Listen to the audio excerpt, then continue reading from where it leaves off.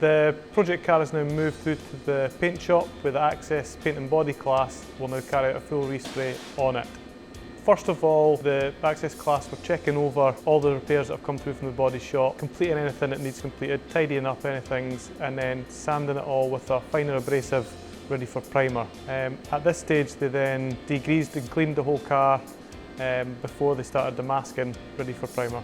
Once the car is degreased, it then goes into the spray booth to start the masking process. They'll be masking off all the areas we need to keep overspray away from, and then another final degrease and tack rag ready before primer. We've talked about the different primers we're going to need to use in the car. We looked at the technical data sheets, discussed what products and what different hardeners we'd use for the different parts of the car. Then we've done our calculations of the class using the data sheets, mixed up the primer as it should be mixed, selected the guns. We discussed the different types of guns that would be used for different applications. So referring to the technical data sheets, we applied the primer to the car, leaving the sufficient flash off times in between each coat.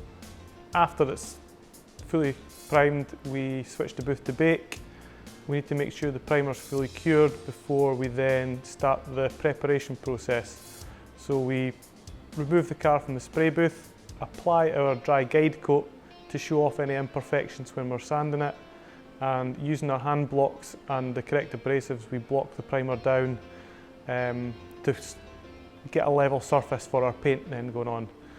Once we've blocked the primer, we'll then sand it with a finer abrasive with our DA sanders and soft back sponges to give it the best possible base for our paint to go on, making sure everything's level, there's no imperfections, and there's not going to be any blemishes in our paint.